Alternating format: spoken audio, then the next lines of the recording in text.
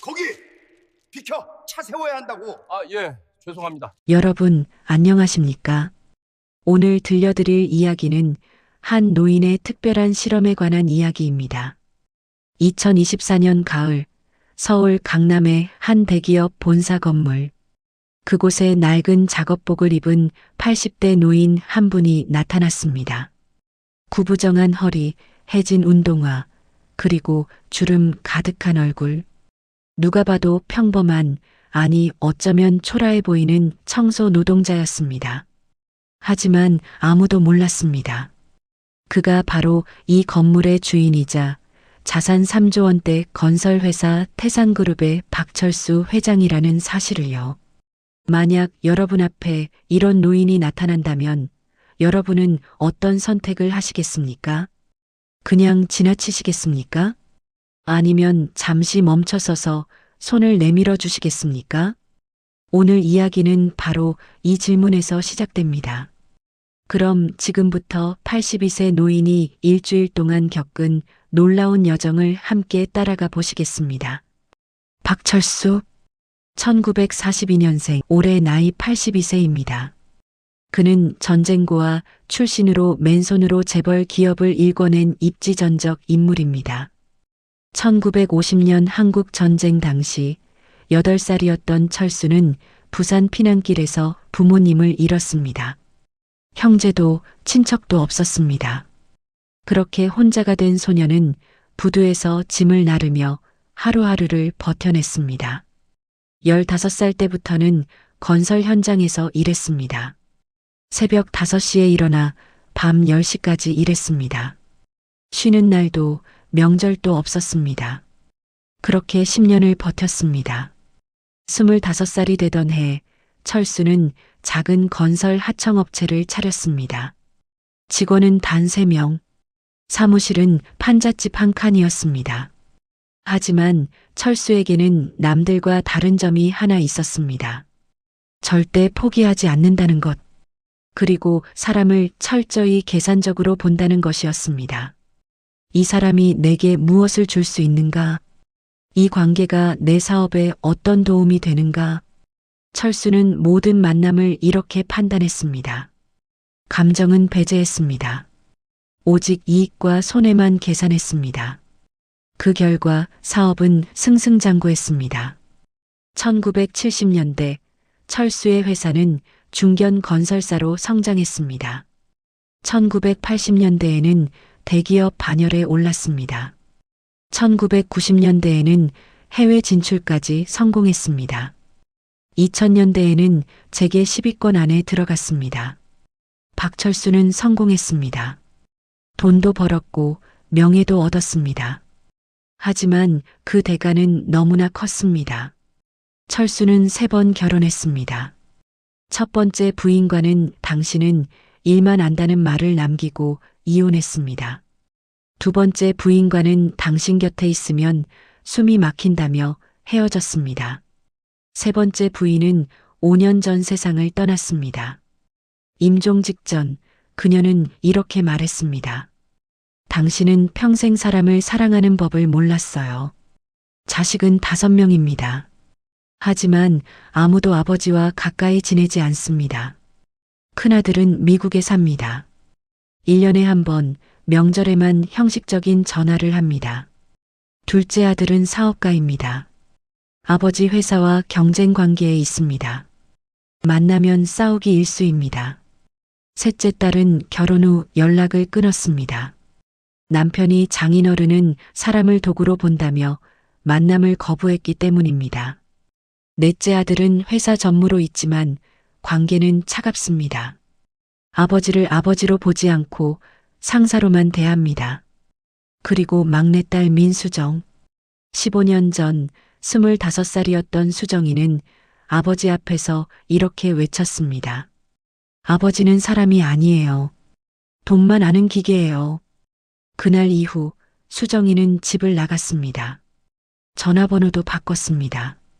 어디 사는지 무엇을 하는지 아무도 모릅니다. 철수는 그날 이후 가족이라는 단어를 입에 올리지 않았습니다. 2024년 10월 어느 날 새벽 82세가 된 박철수 회장은 거대한 펜트하우스 침실에서 혼자 눈을 떴습니다. 50평이 넘는 방, 수억 원짜리 가구와 예술품들. 하지만 옆자리는 비어 있었습니다. 아침 식사도 혼자였습니다. 집사가 준비한 음식을 혼자 먹었습니다. 출근길도 혼자였습니다. 운전기사는 있지만 대화는 없었습니다. 회장실에 도착해서도 혼자였습니다. 수십 명의 직원이 있지만 진심으로 대화하는 사람은 없었습니다. 그날 오후 박철수 회장은 문득 깨달았습니다. 나는 70년 동안 사람을 만났지만 단 한 명의 사람도 제대로 만나지 못했구나. 그리고 결심했습니다. 내 주변에 진짜 사람이 있는지 확인해 보겠어. 2024년 10월 14일 월요일 아침 8시 박철수 회장은 비서실장 정현수를 불렀습니다. 정 실장은 20년 동안 회장을 보좌해 온 충직한 부하였습니다. 정 실장, 자네에게 특별한 임무를 주겠네. 말씀하십시오, 회장님. 오늘부터 일주일간 내 모든 일정을 취소하게. 정 실장의 눈이 커졌습니다. 회장님? 무슨 말씀이십니까? 이번 주에는 중요한 일정이 다 취소야. 그리고 아무에게도 말하지 말게. 내가 어디 있는지도. 하지만 회장님, 박철수 회장은 손을 들어 말을 막았습니다. 나는 지금부터 박삼돌이라는 이름의 청소 노동자가 될 거야. 네? 청소 노동자요? 그래. 우리 회사 1층 로비에서 청소를 하는 80대 노인 말일세. 정 실장은 믿을 수 없다는 표정이었습니다. 회장님, 대체 왜 그런 일을? 박철수 회장이 창밖을 바라보며 말했습니다. 나는 평생 사람들이 박철수 회장에게 어떻게 대하는지만 봤네. 하지만 아무도 박철수라는 사람에게 어떻게 대하는지는 본 적이 없어. 이제라도 보고 싶네. 내가 아무것도 아닌 사람일 때 사람들이 어떻게 대하는지. 정 실장은 잠시 침묵했습니다. 그리고 천천히 고개를 끄덕였습니다. 알겠습니다, 회장님. 그런데 혹시 특별히 확인하고 싶으신 분이 계십니까? 박철수 회장이 서류 3장을 꺼냈습니다. 이 3사람, 차기 회장 후보들이지. 첫 번째 서류에는 이정훈 전무의 사진이 있었습니다. 55세, 서울대 경영학과 출신, 회사 생활 30년 차, 영업 실적 1등, 해외 사업 확장의 1등 공신. 두 번째는 최영수 상무, 48세, 연세대 건축학과 출신, 회사 생활 25년 차, 대형 프로젝트 성공률 95%, 업계 최고 실력자. 세 번째는 정 실장이 눈을 크게 떴습니다. 회장님, 이 사람은 아직 대리급인데요? 그래, 김민지 대리. 29세, 입사 3년 차. 하지만 이 사람은 후보도 아니지 않습니까? 박철수 회장이 희미하게 웃었습니다. 그래서 보는 거야. 지위가 아니라 사람을 보려고. 그날 오후 박철수 회장은 변장을 시작했습니다. 비서실 한쪽에 마련된 작은 방에서 회장은 20년 된 낡은 작업복을 입었습니다. 해진 면바지, 얼룩진 작업 셔츠, 밑창이 다른 운동화. 거울을 보니 정말 평범한 노인이 서 있었습니다. 메이크업 아티스트가 주름을 더 깊게 만들었습니다. 머리는 더 헝클어뜨렸습니다. 손톱 밑에는 일부러 때를 묻혔습니다. 회장님 완성입니다. 거울 속에는 박철수 회장이 아닌 박삼돌 할아버지가 있었습니다. 좋아. 이제 시작이야. 정 실장이 걱정스러운 얼굴로 물었습니다. 회장님, 혹시 위험한 상황이 생기면 걱정 말게. 자네가 CCTV로 지켜보고 있잖나. 네, 모든 층의 CCTV를 제가 직접 모니터링 하겠습니다. 그리고 정 실장. 네, 회장님. 일주일 후 내가 발견한 것들을 기록해 두게. 모두 말일세. 알겠습니다, 회장님. 박철수 회장, 아니 박삼돌 할아버지는 회장 전용 엘리베이터가 아닌 직원용 계단을 통해 1층으로 내려갔습니다. 82세의 몸으로 30층을 걸어 내려가는 것은 쉽지 않았습니다. 무릎이 아팠습니다. 허리도 아팠습니다. 하지만 박삼돌은 멈추지 않았습니다. 한 계단 한 계단 내려갔습니다. 그리고 마침내 1층 로비에 도착했습니다. 시간은 오전 9시 30분. 출근 시간이 끝나가는 시각이었습니다. 수백 명의 직원들이 로비를 지나갔습니다. 하지만 아무도 구석에 서 있는 낡은 작업복의 노인을 보지 않았습니다. 박삼돌은 천천히 청소도구함으로 걸어갔습니다. 그리고 빗자루를 들었습니다. 일주일간의 실험이 시작되었습니다. 첫 번째 시험은 간단했습니다. 박삼돌은 로비 한가운데 있는 커피 자판기 앞으로 갔습니다. 그리고 일부러 비틀거리며 앞으로 쓰러지는 척을 했습니다. 으윽! 그리 큰 소리는 아니었지만 주변 사람들은 충분히 들을 수 있었습니다. 하지만 아무도 멈추지 않았습니다. 검은색 정장을 입은 남자 직원, 그냥 지나갔습니다. 하이힐을 신은 여자 직원, 고개도 돌리지 않았습니다. 저기 누가 쓰러졌는데. 신경 쓰지 마. 우리 회에 늦어. 박삼돌은 바닥에 주저앉아 있었습니다. 5분이 지났습니다. 10분이 지났습니다. 로비를 지나간 사람의 수 대략 200명. 멈춰선 사람의 수 0명. 박삼돌은 쓸쓸하게 웃었습니다. 역시 그렇군. 사람들은 바로 그때였습니다. 괜찮으세요?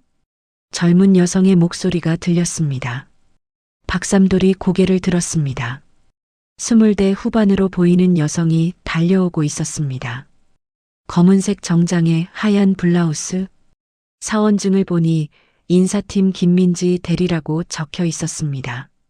할아버지, 어디 다치셨어요? 민지는 자신의 가방을 내려놓고 박삼돌을 부축했습니다. 아, 괜찮아요. 그냥 다리에 힘이 좀. 천천히 일어나세요. 제가 도와드릴게요. 민지는 조심스럽게 박삼돌을 일으켰습니다. 그때 민지의 동료로 보이는 여성이 다가왔습니다. 민지야, 우리 회에 늦어. 빨리 와. 선배, 할아버지가 쓰러지셨어요. 제가 좀 도와드리고. 그럴 시간 없어. 부장님이 기다리신다고. 하지만 민지는 동료의 말을 무시했습니다. 대신 박삼돌을 로비 의자까지 안내했습니다. 할아버지, 여기 앉으세요. 어지러우세요? 아니, 괜찮아요. 고맙습니다, 아가씨. 민지는 자신의 가방에서 물병을 꺼냈습니다. 이거 드세요. 물 드시면 좀 나으실 거예요. 아니, 됐어요. 당신 물인데. 괜찮아요. 제가 회사에서 또 받으면 돼요. 천천히 드세요. 박삼돌은 물병을 받았습니다. 그리고 민지의 눈을 바라봤습니다. 진심이 담긴 눈빛이었습니다. 계산이 없는 눈빛이었습니다. 할아버지, 혹시 어디 아프신 데는 없으세요? 병원 가보셔야 하는 거 아니에요? 아니, 괜찮아. 나이 들어서 그래. 가끔 이러는데 금방 나아. 그래도 할아버지 가족분들한테 연락드려야 하는 거 아니에요? 박삼돌은 잠시 멈칫했습니다. 가족은 없어요. 아, 민지의 얼굴에 안타까움이 스쳤습니다. 그럼 할아버지 혼자 사세요? 그렇지. 뭐, 익숙해. 오래됐으니까. 민지는 자신의 지갑에서 10,000원짜리 지폐 한 장을 꺼냈습니다. 할아버지, 이거 받으세요. 점심 드시고. 아니, 아니야. 이건 못 받아. 괜찮아요. 제가 드리고 싶어서 드리는 거예요. 아가씨, 고맙지만. 그때 민지의 핸드폰이 울렸습니다. 화면을 보니 인사팀 박 부장이라고 표시되어 있었습니다. 할아버지, 제가 정말 가봐야 할 것 같아요. 할아버지 괜찮으시겠어요? 그래, 가봐요. 고마웠어요, 아가씨. 민지는 일어서며 한 번 더 물었습니다. 정말 병원 안 가보셔도 되세요? 괜찮아. 잘 있어요. 민지가 급하게 엘리베이터 쪽으로 뛰어갔습니다. 하지만 엘리베이터 문 앞에서 한 번 더 뒤돌아봤습니다. 그리고 걱정스러운 표정으로 박삼돌을 바라봤습니다. 박삼돌은 손을 흔들어 괜찮다는 신호를 보냈습니다. 그제서야 민지는 엘리베이터에 탔습니다. 박삼돌은 의자에 앉아 민지가 준 물을 마셨습니다. 그리고 중얼거렸습니다. 김민지 대리, 흥미롭군. 바로 그때 30층 회장실에서 CCTV를 지켜보던 정현수 비서실장이 메모를 했습니다. 10월 14일 오전 9시 42분. 김민지 대리 회의 지각 위험에도 불구하고 쓰러진 노인 구호. 약 7분간 도움. 본인물과 현금 제공 시도. 평가 진심 어린 행동으로 판단됨. 첫 번째 시험이 끝났습니다. 하지만 이것은 시작에 불과했습니다. 같은 날 오후 2시, 박삼돌은 지하 3층 주차장으로 내려갔습니다. 손에는 쓰레기 봉투와 쓰레받기를 들고 있었습니다. 주차장은 한산했습니다. 대부분의 직원들이 점심시간 이후 업무 중이었기 때문입니다. 박삼돌은 일부러 주차장 진입로 옆에 섰습니다. 그리고 천천히 바닥을 쓸기 시작했습니다. 5분쯤 지났을까? 강렬한 엔진 소리가 들렸습니다. 검은색 외제차 한 대가 빠른 속도로 들어왔습니다. 벤츠 S클래스 최신형이었습니다. 차는 박삼돌이 서 있는 곳 바로 앞에서 멈췄습니다. 그리고 경적을 울렸습니다. 빵, 빵. 박삼돌은 천천히 고개를 들었습니다. 운전석 창문이 내려갔습니다. 50대 중반의 남자가 얼굴을 내밀었습니다. 이정훈 전무였습니다. 아, 거기. 반말이었습니다. 비켜. 차 세워야 한다고. 박삼돌은 일부러 천천히 움직였습니다. 아, 예. 죄송합니다. 조금만 기다려주세요. 조금? 지금 내가 바빠 죽겠는데 조금을 기다려. 이정훈 전무는 차에서 내렸습니다. 고급 정장의 명품 구두. 손목에는 수천만 원짜리 시계가 빛났습니다. 이봐요, 할아버지.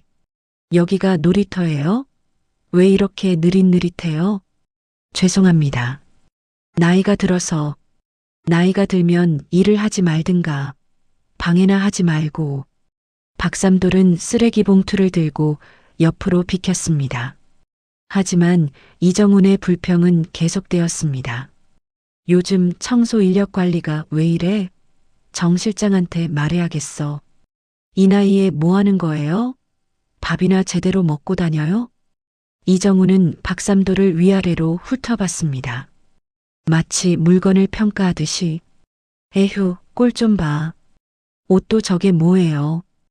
회사 이미지 생각 좀 해요. 박삼돌은 아무 말도 하지 않았습니다. 그저 고개를 숙이고 서 있을 뿐이었습니다. 이정훈은 다시 차에 탔습니다. 그리고 주차하면서 중얼거렸습니다. 쓸데없는 인력은 다 정리해야 해.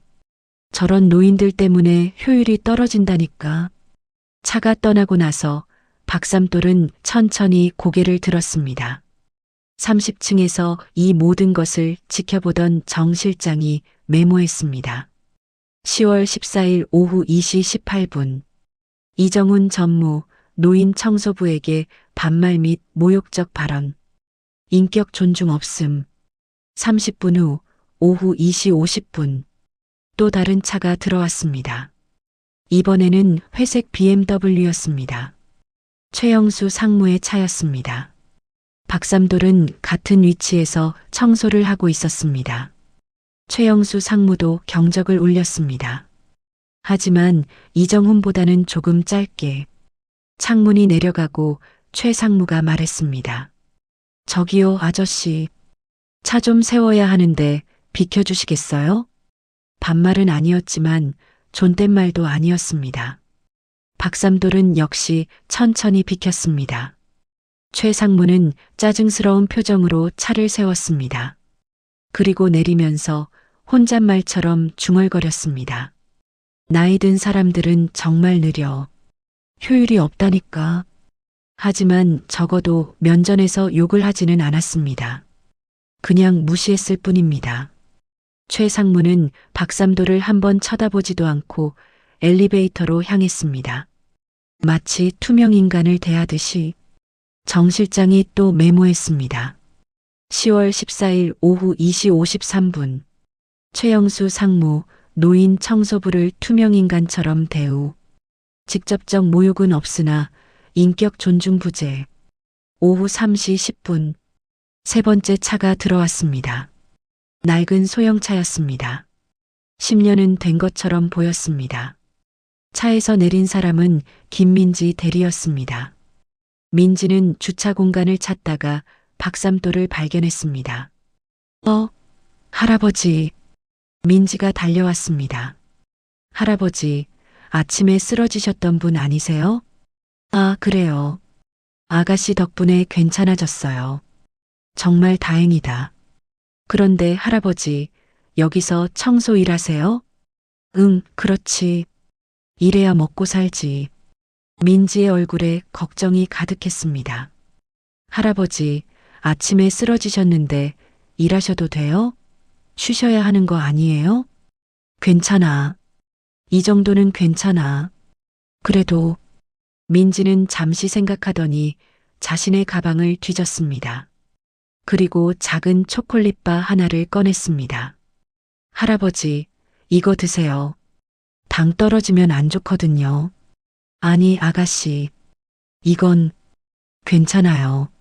저 다이어트 중이라 어차피 안 먹어요. 할아버지가 드세요. 박삼돌은 민지의 진심 어린 눈빛을 보았습니다. 그리고 초콜릿을 받았습니다. 고맙네, 아가씨. 할아버지, 오늘 몇 시까지 일하세요? 글쎄, 6시쯤? 그럼 퇴근하실 때 조심히 가세요. 넘어지시면 안 돼요. 그래, 고마워요. 민지가 차를 세우러 가면서 한 번 더 뒤돌아봤습니다. 그리고 손을 흔들었습니다. 박삼돌도 손을 흔들어 주었습니다. 10월 14일 오후 3시 13분. 김민지 대리, 아침에 도왔던 노인을 기억하고 재차 돌봄. 초콜릿 제공 및 안부 확인. 진심 어린 관심. 평가 탁월. 지하 주차장 시험이 끝났습니다. 결과는 명확했습니다. 10월 16일 수요일. 실험 3일차가 되었습니다. 점심시간 오후 12시 30분. 박삼돌은 구내식당 앞에 섰습니다. 태상그룹 본사 구내식당은 규모가 컸습니다. 500명이 동시에 식사할 수 있었습니다. 음식도 훌륭했습니다. 일반 식당 수준이 아니었습니다. 하지만 박삼돌은 줄을 서지 않았습니다. 대신 배식대 앞에 섰습니다. 그리고 주머니에서 500원짜리 동전 몇 개를 꺼냈습니다. 배식 담당 직원이 물었습니다. 식권 있으세요? 아니요. 얼마예요? 5,000원이에요. 카드나 식권 없으면 안 돼요. 아, 그런데 저는 돈이 이것밖에 없는데. 배식 직원이 난처한 표정을 지었습니다.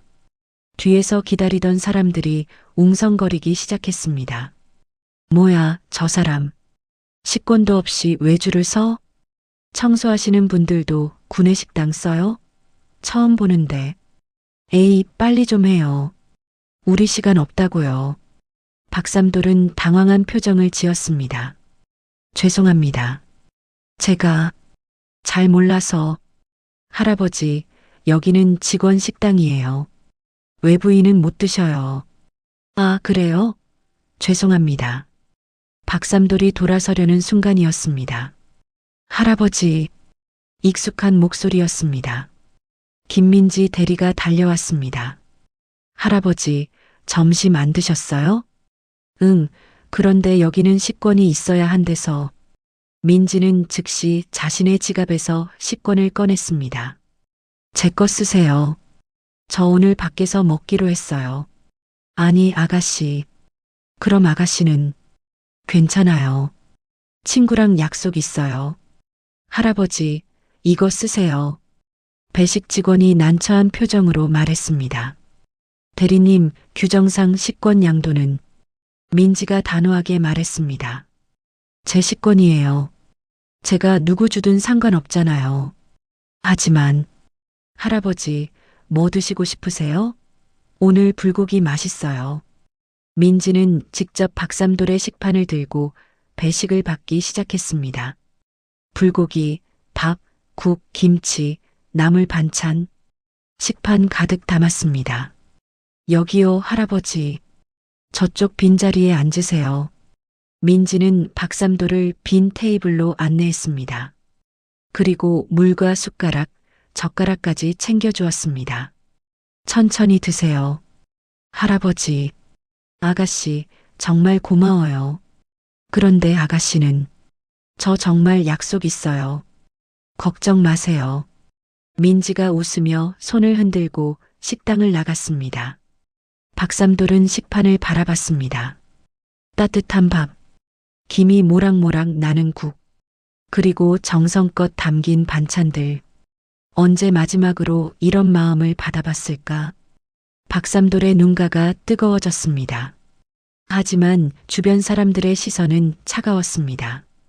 저 사람 누구야? 청소부인가? 김대리가 왜 저런 사람한테 식권을 줘? 너무 오지랖 넓은 거 아니야? 박삼돌은 그 말들을 들었습니다. 하지만 상관없었습니다. 단 한 사람의 따뜻함이 수백 명의 차가움보다 컸으니까요.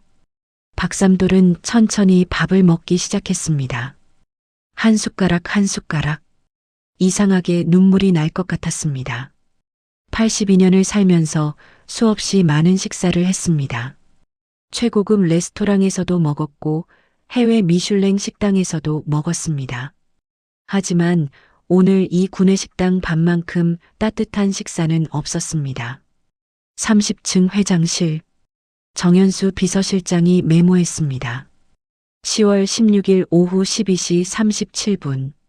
김민지 대리 규정 위반 가능성에도 불구하고 본인 식권 제공. 직접 배식 도움.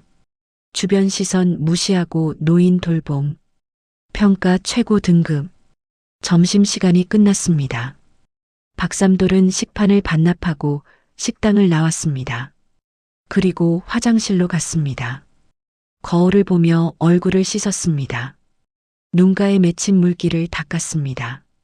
김민지, 대단한 사람이군. 박삼돌은 중얼거렸습니다. 하지만 실험은 아직 끝나지 않았습니다. 10월 18일 금요일. 그날은 날씨가 좋지 않았습니다. 아침부터 먹구름이 끼더니 오후 5시부터 비가 내리기 시작했습니다. 가을비치고는 세차게 내렸습니다. 오후 6시, 퇴근 시간.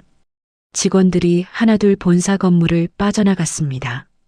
누구는 우산을 펼치고 누구는 택시를 잡았습니다. 고급 세단들이 지하 주차장에서 나왔습니다. 박삼돌은 본사 건물 앞 버스 정류장에 서 있었습니다. 우산도 없이 비를 그대로 맞으며 작업복이 점점 젖어갔습니다. 머리에서 물이 뚝뚝 떨어졌습니다. 하지만 박삼돌은 움직이지 않았습니다. 그저 서서 지나가는 사람들을 바라봤습니다. 첫 번째로 지나간 차는 이정훈 전무의 벤츠였습니다. 차는 속도를 줄이지 않고 그대로 지나갔습니다. 무릉덩이를 밟아 물이 튀었습니다. 박삼돌의 바지가 더 젖었습니다. 두 번째로 지나간 차는 최영수 상무의 BMW였습니다. 차는 잠깐 속도를 줄였습니다. 마치 멈출 것 같았습니다. 하지만 결국 그대로 지나갔습니다. 세 번째, 네 번째, 다섯 번째. 수십 대의 차들이 지나갔습니다. 하지만 아무도 멈추지 않았습니다. 30분이 지났습니다. 박삼돌의 옷은 완전히 젖었습니다. 추웠습니다. 82세의 몸으로 견디기 쉽지 않았습니다. 하지만 박삼돌은 버텼습니다.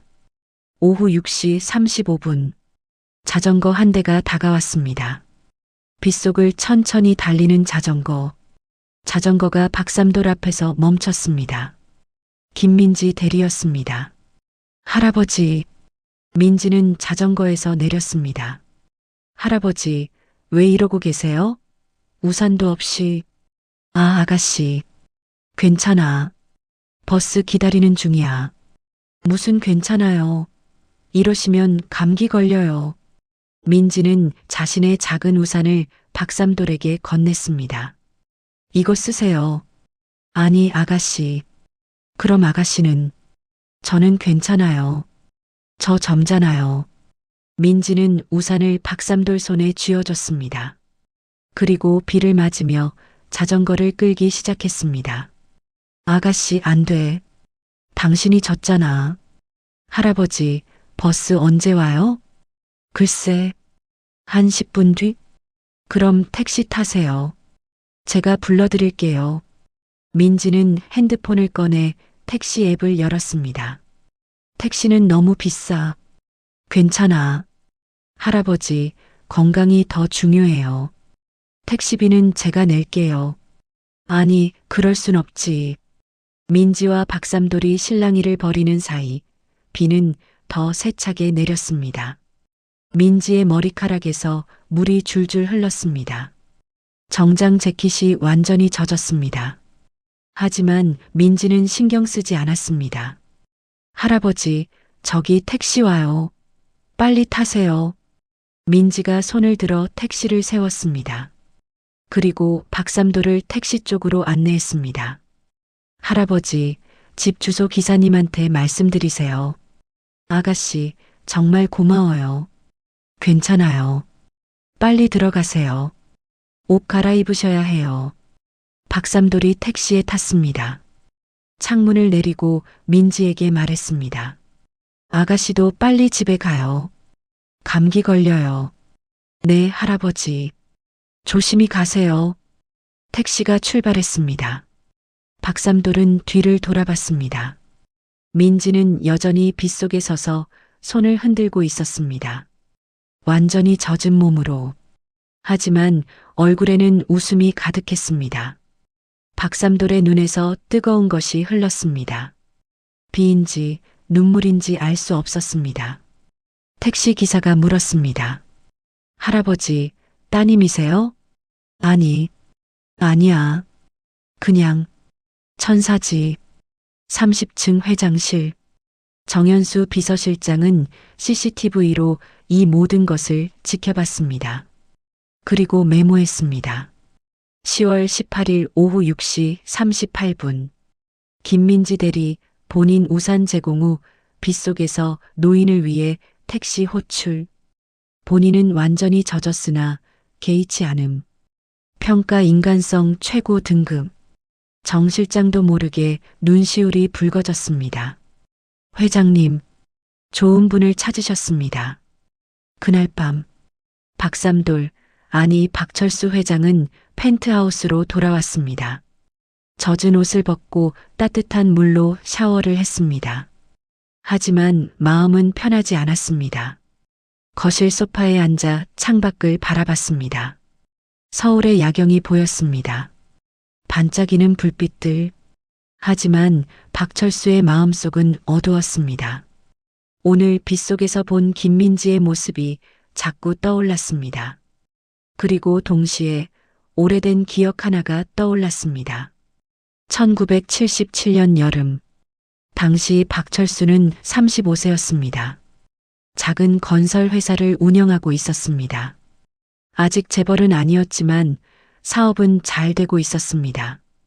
그해 7월 15일 큰 폭우가 내렸습니다. 박철수는 건설 현장에 있었습니다. 그때 집에서 전화가 왔습니다. 아내의 목소리는 떨리고 있었습니다.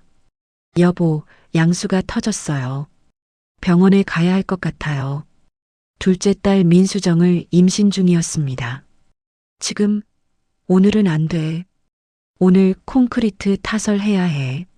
하지만 여보, 아기가. 병원비는 보내줄게. 혼자 가. 박철수는 전화를 끊었습니다. 그리고 현장 일을 계속했습니다.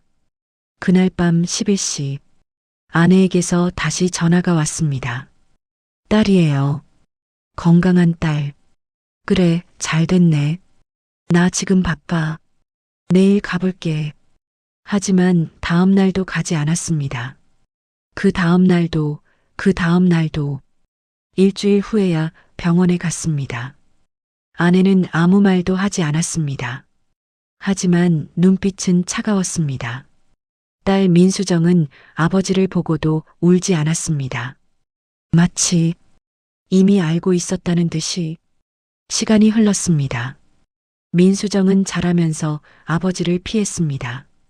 아버지가 집에 오면 방문을 잠갔습니다. 아버지가 말을 걸면 고개를 돌렸습니다. 박철수는 이해하지 못했습니다. 내가 뭘 잘못했지? 하지만 민수정이 원한 건 돈이 아니었습니다. 아버지의 시간이었습니다. 아버지의 관심이었습니다. 아버지의 사랑이었습니다. 2009년 민수정이 25세가 되던 해, 민수정은 아버지 앞에 섰습니다. 아버지, 저 결혼할 거예요. 누구랑? 제가 사랑하는 사람이요. 그 사람 직업이 뭔데? 선생님이요. 초등학교 교사. 박철수는 코웃음을 쳤습니다. 교사? 그걸로 얼마나 벌어?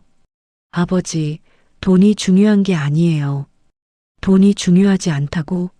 세상 물정 모르는 소리 하고 있네.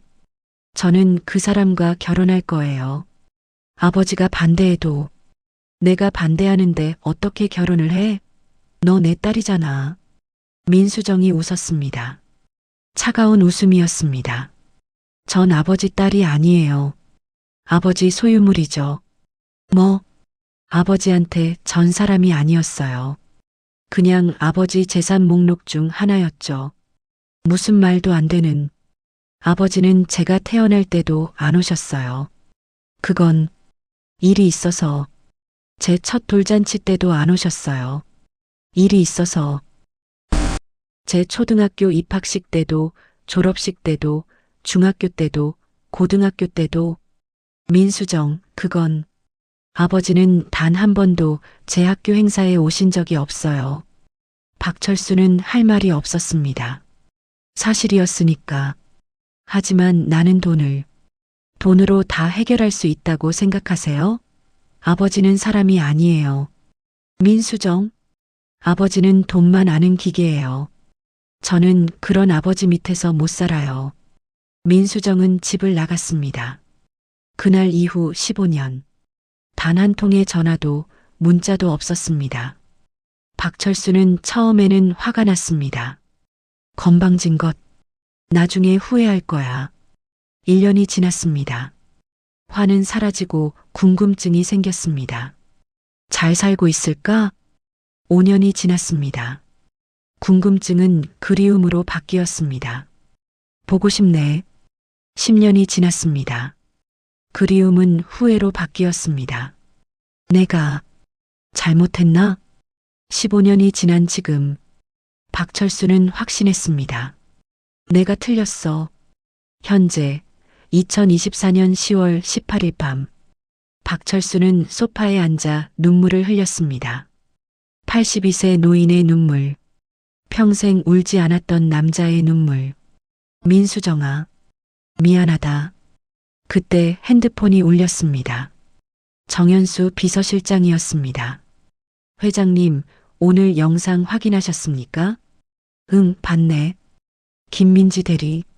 정말 대단한 분입니다. 그래, 대단해. 회장님, 이제 어떻게 하시겠습니까? 박철수는 잠시 침묵했습니다. 그리고 말했습니다. 월요일에 임원회의를 소집하게. 네, 회장님. 그리고 정 실장. 네, 내 딸. 민수정 전화번호 찾아줄 수 있나? 정 실장은 놀랐습니다. 막내 따님 말씀이십니까? 그래. 15년 만에 전화 한번 해보려고. 알겠습니다, 회장님. 전화를 끊고 박철수는 다시 창밖을 바라봤습니다. 하지만 이번에는 조금 달랐습니다. 어둠 속에서 작은 빛이 보였습니다. 희망이라는 빛. 태상그룹 본사 30층 대회의실. 긴급 임원회의 소집 공고가 전 직원에게 내려갔습니다. 본사 부장급 이상 전원 참석. 10시까지 대회의실 집합. 회의실에는 50명이 넘는 임원들이 모였습니다. 이정훈 전무, 최영수 상무도 자리에 앉아 있었습니다. 하지만 박철수 회장은 보이지 않았습니다. 정현수 비서실장만 단상 옆에 서 있었습니다. 시계가 10시를 가리켰습니다. 회의실 문이 열렸습니다. 박철수 회장이 들어왔습니다. 평소처럼 정장을 입고 평소처럼 당당한 걸음으로 모든 임원이 일어나 인사했습니다. 회장님, 안녕하십니까? 박철수 회장은 단상에 섰습니다. 그리고 회의실을 천천히 둘러봤습니다. 앉으시죠, 여러분. 임원들이 자리에 앉았습니다. 긴장한 표정들이었습니다. 갑작스러운 회의라 다들 불안해했습니다. 박철수 회장이 입을 열었습니다. 여러분, 오늘 이렇게 급하게 모신 이유가 있습니다. 저는 지난 일주일 동안 특별한 곳에 있었습니다. 임원들이 웅성거렸습니다. 어디 출장이라도 가셨나? 해외 미팅 아니었나? 박철수 회장이 손을 들어 조용히 시켰습니다. 아닙니다. 저는 해외도 출장도 가지 않았습니다. 그럼 어디 계셨습니까? 박철수 회장이 천천히 말했습니다. 바로 이 건물 안에 있었습니다. 네. 1층 로비, 지하주차장, 구내식당, 그리고 본사 건물 밖 버스 정류장. 임원들의 얼굴이 의아해졌습니다. 회장님께서 왜 그런 곳에? 제 이름은 박삼돌이었습니다. 순간 회의실이 조용해졌습니다. 청소부 박삼돌, 80대 노인, 낡은 작업복을 입고 이 건물을 청소했습니다. 이정훈 전무의 얼굴이 하얗게 변했습니다. 최영수 상무도 마찬가지였습니다. 박철수 회장이 리모컨을 눌렀습니다. 대형 스크린에 CCTV 영상이 재생되기 시작했습니다. 첫 번째 영상, 10월 14일 1층 로비. 박삼돌이 쓰러지는 장면. 200명이 지나가지만 아무도 멈추지 않는 장면. 그리고 김민지 대리가 달려오는 장면. 두 번째 영상. 같은 날 지하주차장. 이정훈 전무가 박삼돌에게 소리를 지르는 장면. 아, 거기, 비켜. 이 나이에 뭐 하는 거야? 회의실이 술렁였습니다. 이정훈 전무는 땀을 흘렸습니다. 세 번째 영상. 최영수 상무가 박삼돌을 투명인간처럼 무시하는 장면. 네 번째 영상. 구내식당에서 김민지가 자신의 식권을 주는 장면. 다섯 번째 영상. 빗속에서 김민지가 우산을 건네고 택시를 불러주는 장면. 모든 영상이 끝났습니다. 회의실은 정적에 휩싸였습니다. 박철수 회장이 말했습니다. 저는 일주일 동안 여러분이 어떤 사람인지 확인했습니다. 지위가 있을 때의 모습이 아니라 아무것도 아닌 사람을 대할 때의 모습을요. 박철수 회장의 시선이 이정훈 전무에게 향했습니다. 이정훈 전무. 이정훈이 벌떡 일어났습니다. 회장님. 30년을 회사를 위해 일했다고 했죠? 네, 회장님. 하지만 당신은 사람을 대하는 법을 배우지 못했습니다. 죄송합니다, 회장님. 제가 잘못. 반말, 모욕, 무시. 이것이 당신의 진짜 모습입니다. 이정훈의 얼굴이 사색이 되었습니다. 박철수 회장의 시선이 최영수 상무에게 향했습니다. 최영수 상무. 네, 회장님. 최영수도 벌떡 일어났습니다. 당신은 적어도 욕은 하지 않았습니다. 감사합니다, 회장님. 하지만 무시했습니다. 사람을 투명인간처럼 대했습니다. 그것도 폭력입니다. 보이지 않는 폭력. 최영수도 고개를 떨구었습니다. 박철수 회장이 회의실을 둘러봤습니다. 여러분, 저는 깨달았습니다. 우리가 사람을 대하는 태도가 곧 우리 회사의 미래입니다. 박철수 회장이 정현수 비서실장을 불렀습니다. 정 실장, 김민지 대리를 불러주시겠습니까? 네, 회장님. 잠시 후 회의실 문이 열렸습니다. 김민지 대리가 긴장한 얼굴로 들어왔습니다. 회장님, 부르셨습니까? 민지는 이 상황을 이해하지 못했습니다. 왜 갑자기 임원회의에 자신을 부르는지 박철수 회장이 민지를 보며 말했습니다. 김민지 대리, 앞으로 나오시죠. 민지는 떨리는 걸음으로 단상 쪽으로 걸어갔습니다. 박철수 회장이 물었습니다. 김 대리, 지난주에 청소부 할아버지를 도와준 적 있죠? 민지의 눈이 커졌습니다. 네. 네. 있습니다. 왜 도와줬습니까? 그냥 당연한 거 아닙니까? 당연하다고요? 네. 누군가 힘들어하면 돕는 게 당연하잖아요. 박철수 회장이 미소를 지었습니다. 그 할아버지가 회장이라는 걸 알았어도 도와줬겠습니까? 네. 무슨 말씀이신지 박철수 회장이 천천히 말했습니다. 그 할아버지가 바로 저였습니다. 회의실이 술렁였습니다. 민지는 믿을 수 없다는 표정이었습니다. 회장님이 그 할아버지가 네, 저였습니다. 민지는 할 말을 잃었습니다. 박철수 회장이 계속 말했습니다. 김 대리, 당신은 제가 누군지 몰랐습니다. 하지만 도와줬습니다. 진심으로. 민지의 눈에 눈물이 맺혔습니다. 저는 그냥 할아버지가 우리 할아버지 같아서. 그 이유를 말해주시겠습니까? 민지가 고개를 들었습니다. 제 할아버지께서 돌아가시기 전까지 청소 일을 하셨어요. 할아버지는 항상 말씀하셨어요. 사람은 마음이 제일 중요하다고. 그래서 저는 누가 힘들어하면 그냥 못 지나쳐요. 박철수 회장의 눈가가 붉어졌습니다. 그리고 말했습니다. 김민지 대리. 네, 회장님. 오늘부로 당신을 회장 직속 특별보좌관으로 임명합니다. 회의실이 술렁였습니다. 민지는 깜짝 놀랐습니다. 네, 저를요? 그리고 이정훈 전무, 최영수 상무는 보직 해임합니다. 회장님, 이정훈과 최영수가 동시에 외쳤습니다. 하지만 박철수 회장은 단호했습니다. 사람을 대하는 태도가 경영 철학입니다.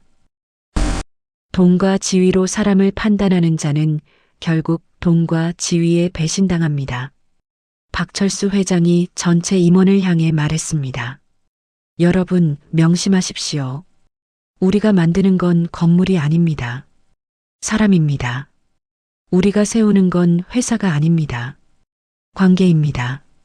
그리고 그 모든 것의 시작은 바로 사람을 어떻게 대하는가입니다. 회의실에 박수 소리가 울려 퍼졌습니다. 진실이 밝혀진 순간이었습니다. 회의가 끝나고 박철수 회장은 김민지를 회장실로 불렀습니다. 앉으세요, 김 보좌관. 민지는 여전히 긴장한 표정이었습니다. 회장님, 저는 정말 몰랐어요. 회장님이신 줄. 박철수 회장이 고개를 저었습니다. 그래서 더 감사합니다. 당신은 조건 없이 사람을 대했습니다. 그게 얼마나 귀한 건지 아십니까? 민지가 고개를 숙였습니다. 저는 그냥 당연한 일을 했을 뿐인데요. 당연한 일, 맞습니다. 하지만 이 세상에서 당연한 일을 하는 사람이 얼마나 적은지 아십니까?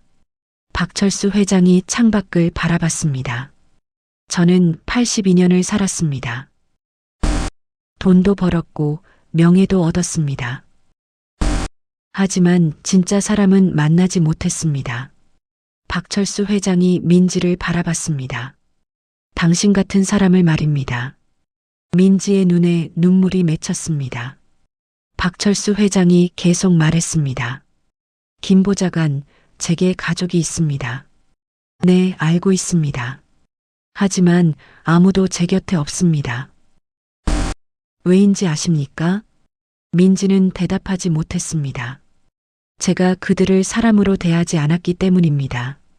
박철수 회장의 목소리가 떨렸습니다. 조건으로 대했습니다.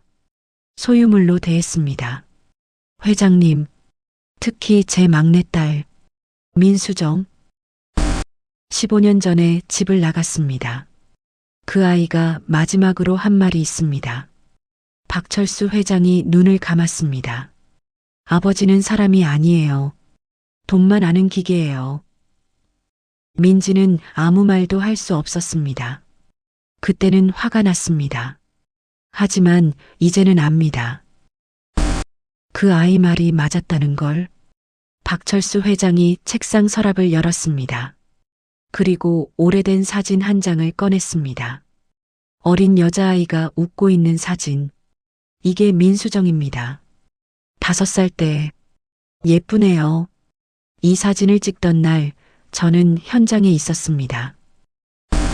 아이 생일이었는데도 말입니다. 박철수 회장이 사진을 내려놓았습니다. 김 보좌관, 제가 부탁 하나 해도 되겠습니까? 무엇이든 말씀하세요, 회장님. 제가 제 딸에게 연락을 하려고 합니다. 좋으신 결정이십니다. 하지만 15년 만입니다. 무슨 말을 해야 할지. 민지가 조심스럽게 말했습니다. 회장님, 진심을 말씀하시면 됩니다. 진심. 네. 회장님께서 느끼신 것, 후회하신 것, 그리고 사랑하신다는 것. 박철수 회장이 고개를 끄덕였습니다. 고맙습니다, 김 보좌관. 그날 저녁, 박철수 회장은 펜트하우스에 혼자 앉아 있었습니다. 손에는 핸드폰, 화면에는 박민수정이라는 이름. 정현수 비서실장이 찾아준 번호였습니다. 박철수는 한참을 망설였습니다. 15년 만에 무슨 말을 하지? 하지만 김민지의 말이 떠올랐습니다. 진심을 말씀하시면 됩니다. 박철수는 통화 버튼을 눌렀습니다. 신호음이 울렸습니다. 1번, 2번, 3번. 여보세요? 민수정의 목소리였습니다. 15년 만에 듣는 딸의 목소리. 목이 메었습니다. 수정아. 누구세요? 나. 아빠다. 긴 침묵. 너무 긴 침묵. 박철수는 딸이 전화를 끊을까봐 두려웠습니다. 아빠. 그래, 수정아. 아빠야. 또 침묵. 박철수가 떨리는 목소리로 말했습니다. 수정아, 미안하다. 15년이나 걸렸구나. 이 말 한마디 하는데 민수정의 목소리가 들렸습니다. 떨리고 있었습니다. 아빠, 왜 갑자기? 늦었지만 이제라도 말하고 싶었어. 아빠가 틀렸어. 내 말이 맞았어. 아빠는 사람이 아니었어. 기계였어. 민수정이 울기 시작했습니다. 아빠, 하지만 이제라도 바뀌고 싶구나. 수정아, 아빠를 용서해 줄 수 있겠니? 민수정은 한참을 울었습니다. 그리고 말했습니다. 아빠, 저도 미안해요. 아니야, 내 잘못이 아니야. 너무 심하게 말했어요. 아빠한테. 아니야. 내가 해줘야 할 말이었어. 두 사람은 한참을 울었습니다. 전화기 너머로 들리는 울음소리. 15년간 쌓인 슬픔과 그리움. 그리고 마침내 시작된 치유. 수정아, 아빠 만나줄 수 있겠니? 네, 아빠. 언제가 좋을까? 아빠 편하실 때요. 내일은 어떨까? 좋아요, 아빠. 전화를 끊고 박철수는 창밖을 바라봤습니다. 처음으로, 정말 처음으로 밤하늘의 별이 아름답게 보였습니다. 3개월 후 2025년 1월 15일 태산그룹 본사 30층 회장실. 박철수 회장의 책상은 조금 달라졌습니다. 서류 더미는 줄어들었습니다. 대신 사진들이 늘어났습니다. 첫 번째 사진. 딸 민수정과 함께 찍은 사진. 크리스마스 이브 처음으로 함께 보낸 시간. 두 번째 사진. 민수정의 남편과 손자, 손녀와 함께 처음 본 손주들. 세 번째 사진. 김민지가 보내온 사진. 회장님, 감사합니다라는 메시지와 함께. 박철수 회장은 이제 매일 오전 회의에서 한 가지를 확인합니다. 오늘 누구를 도왔습니까? 오늘 누구에게 친절했습니까? 오늘 누구의 마음을 헤아렸습니까? 회사 문화가 바뀌기 시작했습니다. 1층 로비에는 이런 문구가 걸렸습니다. 사람을 대하는 태도가 곧 우리의 가치입니다. 지하주차장 입구에도, 구내식당 입구에도, 모든 엘리베이터 안에도 김민지 특별보좌관은 인간존중위원회를 만들었습니다. 직급과 상관없이 사람을 존중하는 문화. 그것이 태산그룹의 새로운 경영 철학이 되었습니다. 어느 날 오후 박철수 회장이 김민지를 불렀습니다. 김 보좌관, 잠깐 시간 있습니까? 네, 회장님. 무슨 일이십니까? 커피 한잔 할까요? 밖에 나가서. 민지는 놀랐습니다. 회장이 직접 밖에서 커피를 마시자고 하다니. 좋습니다, 회장님. 두 사람은 회사 근처 작은 카페에 갔습니다. 고급 호텔도 비싼 레스토랑도 아닌 동네 작은 카페. 박철수 회장이 말했습니다. 김 보좌관, 당신 덕분에 제 인생이 바뀌었습니다. 아니에요, 회장님. 제가 한 게 없는데요. 아닙니다. 당신이 보여준 것은 사람다움이었습니다. 그것을 보고 저는 깨달았습니다. 제가 평생 놓친 것을. 박철수 회장이 창밖을 바라봤습니다. 저는 이제 82세입니다. 남은 시간이 얼마나 될지 모릅니다.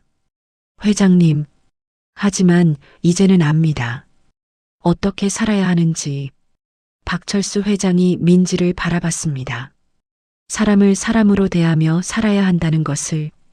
민지의 눈에 눈물이 맺혔습니다. 회장님께서 그렇게 변하신 것만으로도 충분합니다. 고맙습니다, 김 보좌관. 두 사람은 조용히 커피를 마셨습니다. 창밖으로 사람들이 지나갔습니다. 바쁘게 걷는 사람, 천천히 걷는 사람, 아이 손을 잡고 가는 사람, 휠체어를 탄 노인을 돕는 사람. 박철수 회장은 그 모습들을 보며 생각했습니다. 모두 소중한 사람들이구나.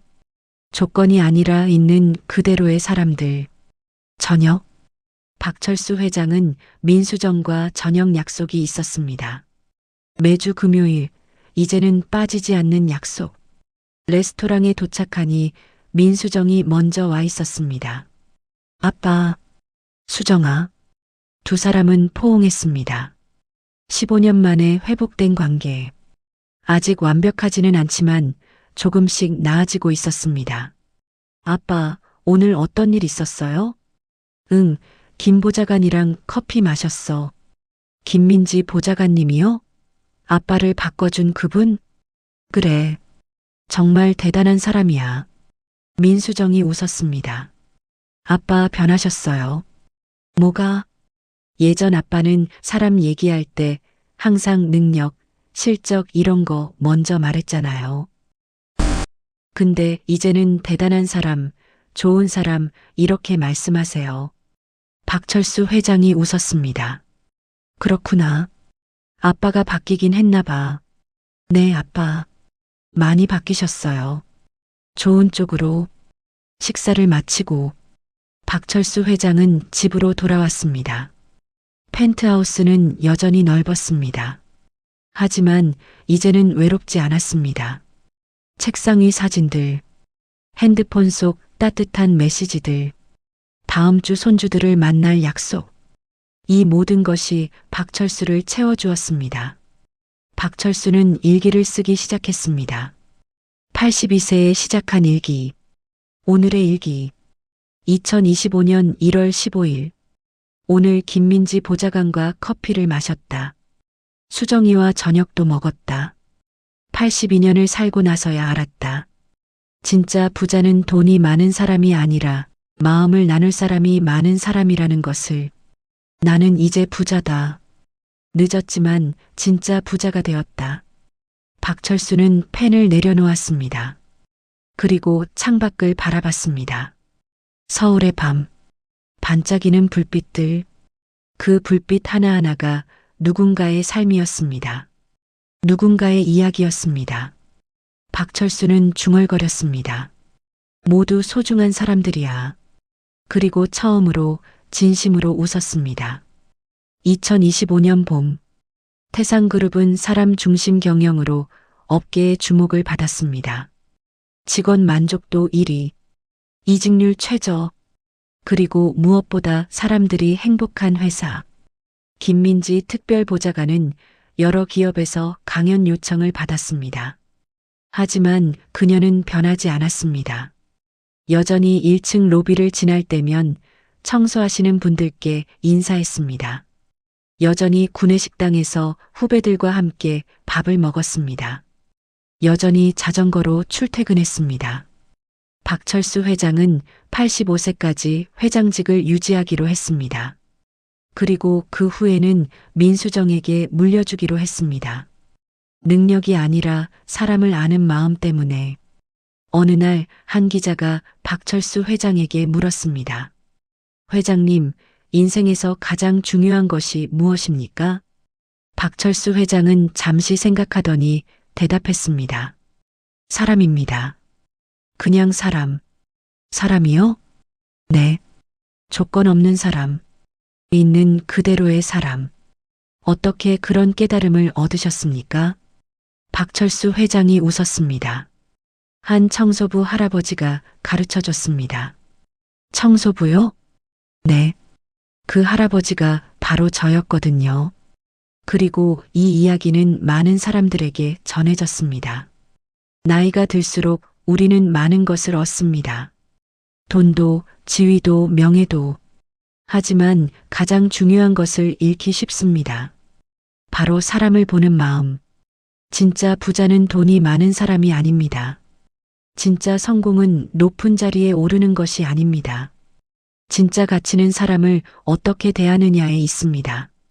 당신 앞에 초라한 옷을 입은 노인이 있다면 당신은 어떤 선택을 하시겠습니까? 그 선택이 당신의 진짜 모습입니다. 그리고 그 선택이 당신의 인생을 바꿀 수 있습니다. 늦었다고 생각할 때가 가장 빠른 때입니다. 지금이라도 시작하십시오. 구독과 좋아요는 더 많은 이야기를 만드는 힘이 됩니다. 감사합니다.